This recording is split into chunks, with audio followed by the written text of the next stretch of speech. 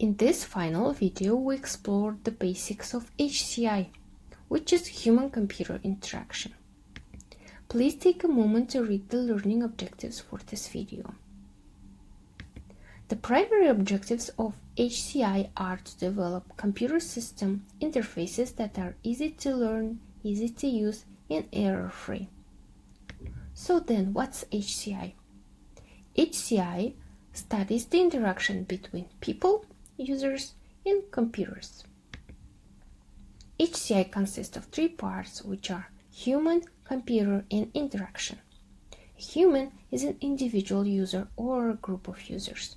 A computer is a mobile device, desktop, terminal, or another device that processes data. Interaction is any direct or indirect communication between a human and computer. In HCI, interaction takes place at the user interface. The golden rule in HCI is that people should come first. Since computers are designed to help people, HCI focuses on improving how humans use computers to accomplish a task. People shouldn't have to change to use a computer. Instead, systems should be built and adapt to how humans perform work. This picture is a negative example.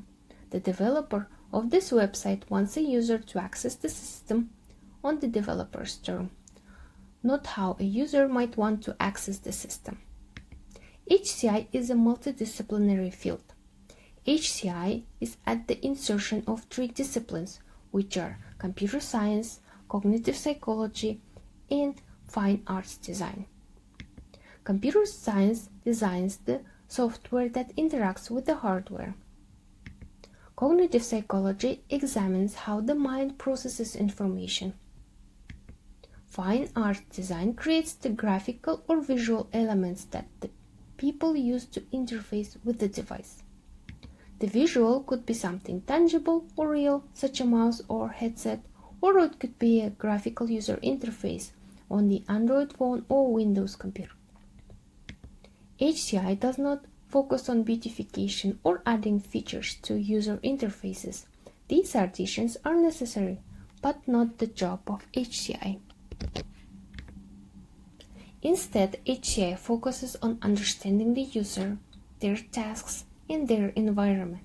HCI gathers user interface requirements and analyzes the data to provide users with a better way to interface with the system. HCI continually evaluates the system to find ways to improve the interaction between it and the user. For example, a stock trader in the New York Stock Exchange interacts with the system differently than someone reading about financial news. The data source might be the same, but the environment is entirely different. HCI seeks ways of these various groups to interact with the same system in ways that benefit each group. The goal of HCI is to improve interaction between users and computers by making computers more user-friendly and receptive to the user's needs. In other words, HCI seeks to make technology easy to use, which it does by creating usable systems. What's a usable system? Firstly, it's a system that's intuitive, which is quick and easy to learn. For example, a user can operate a new device to accomplish some task by following the system prompts. The user does not need to report to a complicated instruction manual. Secondly, the system is efficient to use. The user can accomplish the task using little effort. For example, withdrawing money from an ATM or paying a bill through a terminal. Thirdly, the system is easy to remember how to use. When someone uses the system, they can then easily use it again with a minimal effort. Finally, a usable system is one that crashes infrequently and recovers quickly from errors. The user probably causes the errors, but the system can quickly return the user to a point where they can try again. For example, the system asks for a phone number, but the user omits the country code. Does the system crash? or inform the user to enter the data again. Usability is of extreme importance to the user and the company that maintains the system. Users don't say they like using a system if it works well, but users hate poorly designed systems. People will use systems that can easily accomplish their desired task. Satisfied users become loyal customers. Most users have a choice of which system they'll use. For example, which cell service will they use, which bank will they use. Companies need loyal customers to support their business.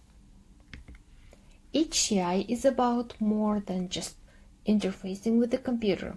The computer becomes the interface between the customer and the business.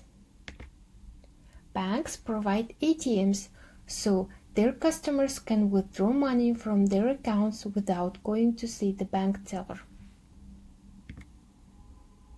What if a user could not reliably get money from the bank's ATMs? Or if the debit card only worked at certain stores? That bank would not be satisfied or have loyal customers. How about if your mobile was frequently out of cell range? Would you say with spotty coverage or switch to a different carrier? In other words, companies lose business if they do not have satisfied customers. Have you ever ridden in a car with doors that open up instead of out? I'm guessing you haven't. This experimental design proved not to be practical. HCI strives to create easy-to-use systems. Systems that are difficult to use or poorly designed are annoying and cause frustration or embarrassment. What if you want to send a message to your friends saying you will be late, but you get a network error because you are in an area with limited coverage? In some cases, a system failure or wrong input can cause injury or death. What if medical system fails at a hospital or the nurse is confused about which button to press? Poorly designed systems increase mistakes in data entry or system operation. For example, a user is taking inventory, but there are no clear guidelines for the product code. Is the code B for blue, black, or brown? The user entered a value X in the size column, which is an invalid entry. A better option is to give a user a drop-down menu that contains the possible values. Difficult to use or poorly designed systems can cause system failure. If a user enters an unexpected value, or the system could just crash. Perhaps the system was expecting a phone number without the dashes, and the user entered with the dashes. How should it respond? The study of HCI is important to avoid impossible circumstances. These users followed the exit sign, but they came to a dead end due to the design change. HCI wants to avoid conflicting messages. One indicator says proceed, but another one says stop. Here is another example of contradictory labeling, which leaves the shopper to wonder if they should enter or search for another door. HCI wants to avoid paths to lead to obstacles. The guide rail was put up for safety, but it does not accommodate the bikers.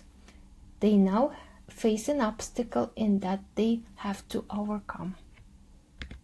Consistency is an important aspect of HCI since it helps to create easy-to-use systems. Designers should create consistent user interfaces because users become familiar with doing things one way, which becomes the accepted norm. Examples of consistency are the buttons placement and the color of accept and cancel. The keypad has a labeling defect. It's unknown to the user which button is accept and which is cancel until they press one.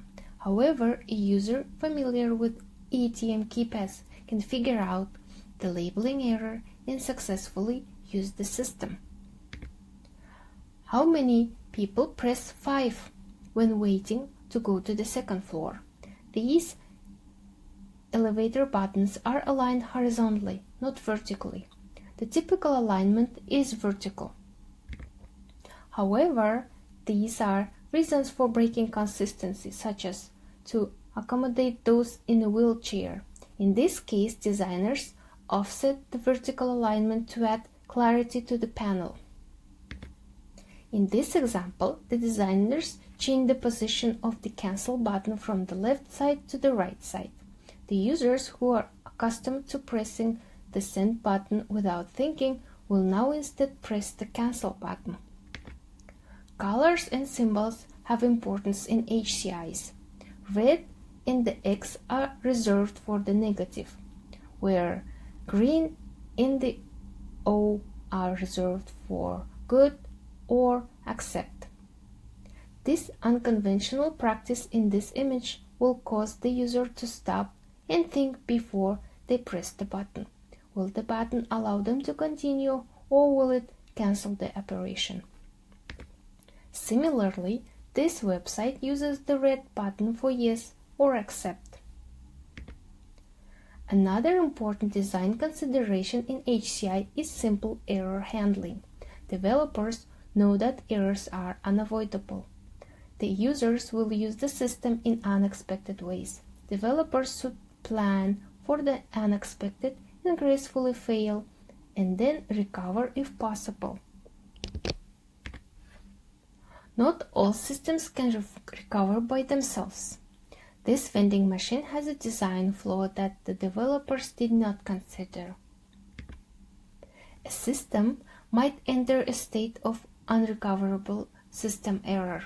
Cases such as this could be a result of hardware failure. Hopefully, these situations rarely occur.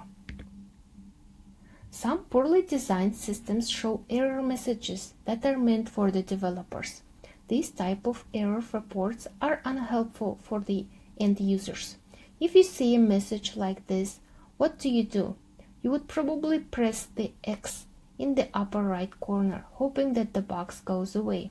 In this case, the user should not be presented with the option to forcefully exit the application by pressing the quit button, unless it's the last option. Have you visited a web page and seen an ASP error page instead?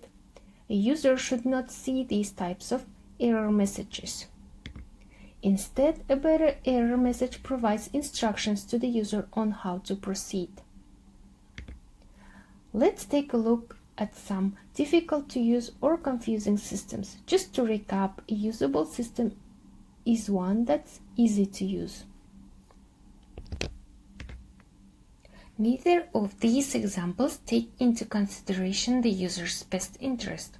While it's good to enforce strong passwords, there becomes a point where it no longer provides a benefit or it causes the negative effect.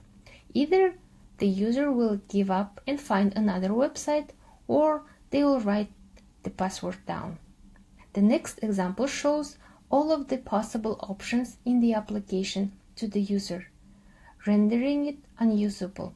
The user needs to see the basic set of features to accomplish the task.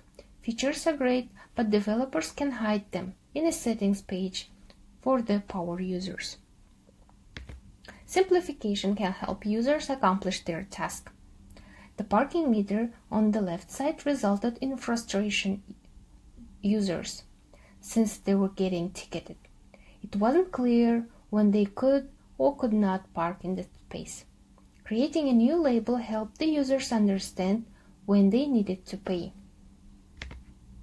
How would you like to use this parking meter? It lacks a logical flow of top to bottom, which is now readers of the Latin and Cyrillic alphabets would approach the machine. We would want to start in step 3 but then realized that we can't. This parking meter was so confusing that someone had to tape on printouts to help the users.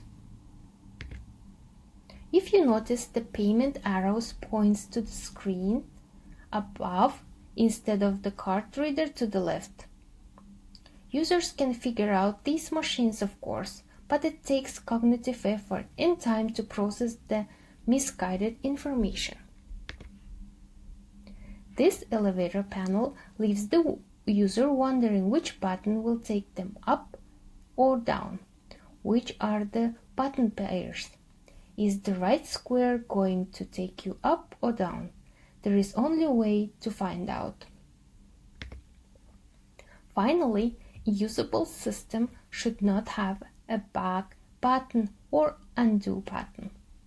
Users commonly enter invalid data. A system should expect this and provide a way to undo the data entry error, such as an edit field for already submitted data or a back button to fix the incorrect value. Users do not like filling in a form only to find out they missed something and have to retype the data. In summary, we interact with technology every day. We call this interaction HCI, which is human interacting with computer systems. The golden rule of HCI is that people should come first. HCI is an intersection of three disciplines, which are computer science, cognitive psychology, and fine arts design. The goal of HCI is to improve the interaction between users and systems by making computers more user-friendly and receptive to the user's needs. In other words, HCI seeks to make technology easy to use, which it does by creating usable systems. Usable system is one that is quick and easy to learn, efficient to use, easy to remember how to use, and allows rapid recovery from errors.